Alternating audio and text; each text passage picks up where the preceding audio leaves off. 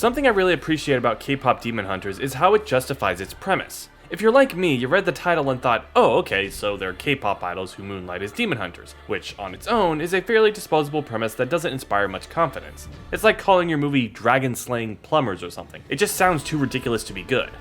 Although I would watch the fuck out of that movie. But anyway, it's something of a pleasant surprise when the movie itself not only turns out to be really good, but the first thing it does is tie the two elements of its premise intrinsically together. Celine's opening monologue illustrates how the first hunters not only fought demons during the late medieval era of Korea, but also sang songs that ignited souls and brought people together.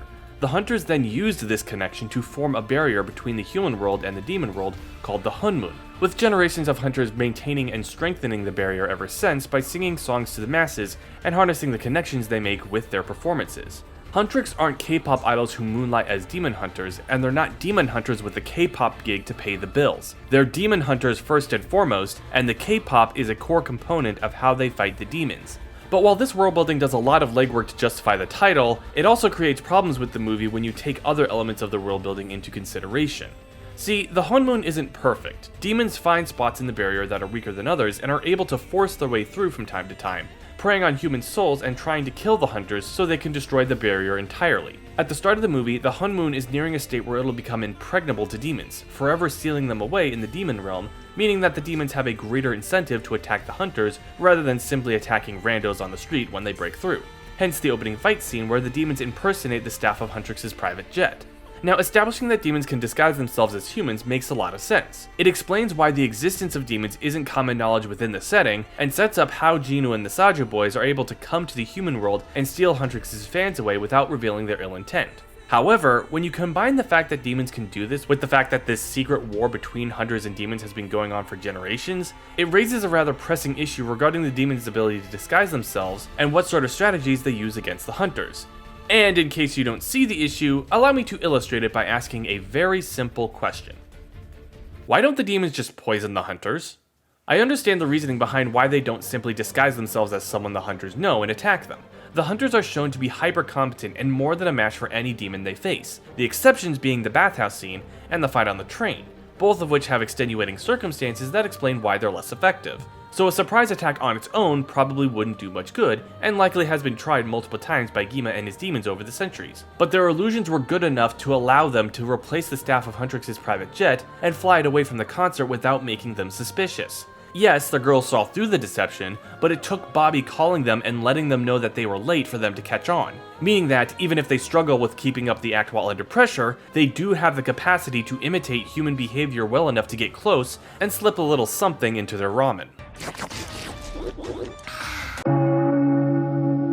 And this is the broader problem with the world building and the demons' ability to disguise themselves. Their powers open up a whole host of methods of undermining the hunters without confronting them directly, and the movie never explains why any of these tactics wouldn't or haven't worked. Plant a bomb in their penthouse or in the stadium, steal guns from a military base or the like and shoot them from a distance, 9/11 a plane into their penthouse while they're asleep, actually kidnap Bobby and lure them into a trap instead of simply pretending to as they do in the movie proper. You can't say they've simply never thought about any of this because this war has been going on for several generations. They had all the time in the world to think of these ideas and try them out. I realize the implication is meant to be that they have tried all these conventional strategies prior to the events of the movie, and they've all simply failed, hence Gima's willingness to try Jinu's crazy plan of a demon boy band, but conventional strategies are conventional for a damn good reason. Simply suggesting that they tried these ideas and they didn't work is not sufficient explanation because these hypothetical strategies are theoretically sound.